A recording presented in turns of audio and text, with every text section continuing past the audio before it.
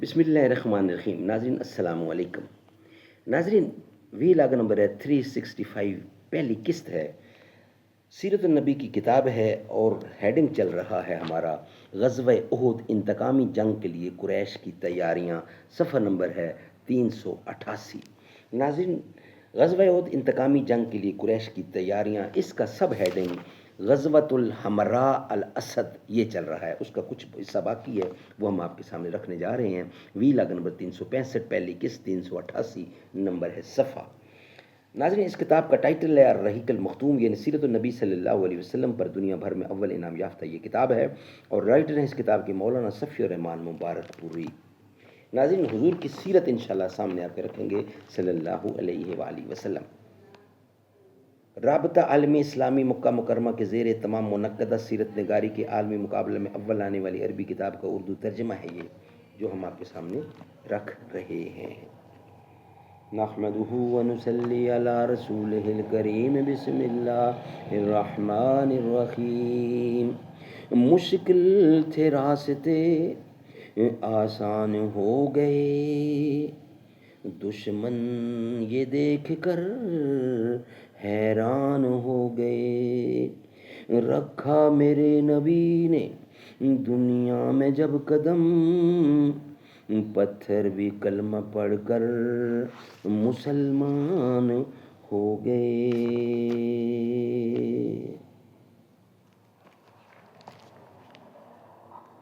بقیہ حصہ ہے غزوۃ الحمراء الاسد، صفحہ نمبر 388 اور وی لاگ نمبر 365، اور پہلی قسط ہے آج کے لحاظ سے. ابو سفیان نے کہا محمد کو یہ خبر پہنچا دیں کہ ہم نے ان کی اور ان کے رفقا کی جڑ کاٹ دینے کے لیے دوبارہ پلٹ کر حملہ کرنے کا فیصلہ کیا ہے. اس کے بعد جب یہ قافلہ حمرۃ الاسد میں رسول اللہ اور صحابہ کرام کے پاس سے گزرا تو ان سے ابو سفیان کا پیغام کہہ سنایا اور کہا کہ لوگ تمہارے خلاف جمع ہیں، ان سے ڈرو. مگر ان کی باتیں سن کر مسلمانوں کے ایمان میں اور اضافہ ہو گیا اور انہوں نے کہا حسبنا اللہ و نعم الوکیل، اللہ ہمارے لیے کافی ہے اور وہ بہترین کارساز ہے. اس ایمانی قوت کی بدولت وہ لوگ اللہ کی نعمت اور فضل کے ساتھ پلٹے، انہیں کسی برائی نے نہ چھوا، انہوں نے اللہ کی رضامندی کی پیروی کی، اور اللہ بڑے فضل والا ہے. سبحان اللہ. رسول اللہ صلی اللہ علیہ وسلم اتوار کے دن حمراء الاسد تشریف لے گئے تھے. دوشنبہ، منگل اور بدھ یعنی 9، 10، 11 شوال سنہ 3 ہجری تک وہی مقیم رہے. اس کے بعد مدینہ واپس آئے. مدینہ واپسی سے پہلے ابو عزا ہمجی آپ کی گرفت میں آ گیا. یہ وہی شخص ہے جسے بدر میں گرفتار کیے جانے کے بعد اس کے فقر یعنی غربت اور لڑکیوں کی کثرت کے سبب اس شرط پر بلا عوض چھوڑ دیا گیا تھا کہ وہ رسول اللہ کے خلاف کسی سے تعاون نہیں کرے گا. لیکن اس شخص نے وعدہ خلافی اور عہد شکنی کی اور اپنے اشعار کے ذریعے نبی اکرم اور صحابہ کرام کے خلاف لوگوں کے جذبات کو برانگیختہ کیا، بڑکایا، جس کا ذکر پچھلے صفحات میں آ چکا ہے. پھر مسلمانوں سے لڑنے کے لیے خود بھی جنگ احد میں آیا.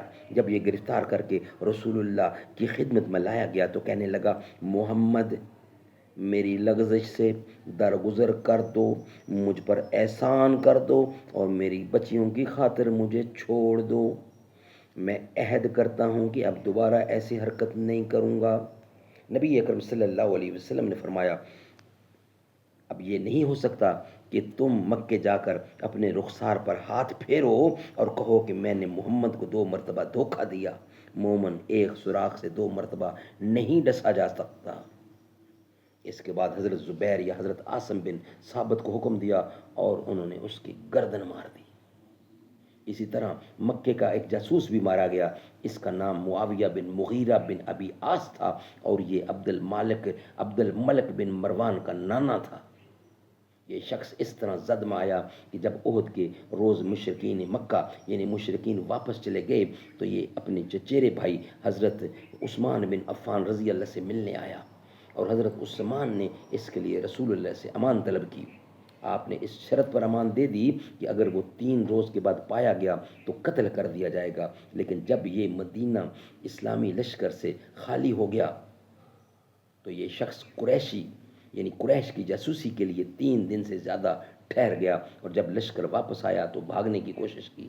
رسول اللہ نے حضرت زید بن حارثہ اور حضرت عمار بن یاسر رضی اللہ کو حکم دیا، اور انہوں نے اس شخص کا تعاقب کر کے اسے تہہ تیغ کر دیا.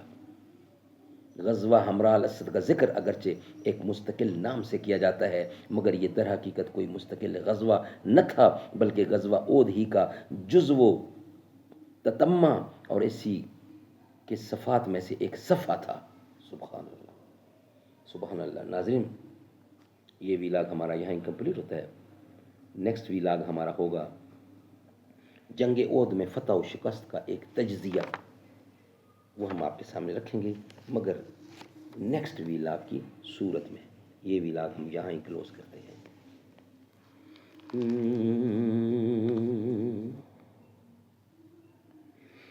ہر ایک جہاں میں ہر ایک مقام پر، ہر ایک جہاں میں ہر ایک مقام پر نبی کے جھنڈے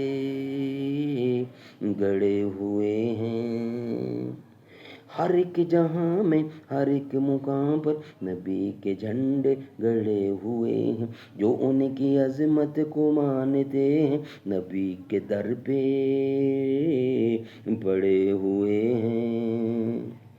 نبی کے نعتیں نبی کی باتیں میں پڑھ رہا ہوں، میں لکھ رہا ہوں، میں دیکھتا ہوں اسی کے صدقے گناہ میرے جھڑے ہوئے ہیں.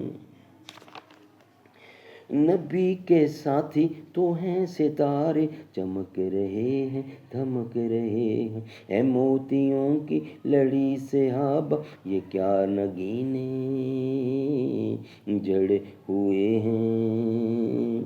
وہ جنگ خندق یا بدر و احد، تبوک ہو یا کہ غزوہ خیبر، جہاں جہاں بھی نظر پڑی ہے وہیں صحابہ کھڑے ہوئے ہیں. جو ان کی رفعت کو مانتے ہیں انہی کے در پر پڑے ہوئے ہیں. سلام تم پر عمر کہ تم نے نبی کا جھنڈا بلند کیا ہے. یہی وجہ ہے کہ نام سن کر ابھی بھی کافر ڈرے ہوئے ہیں.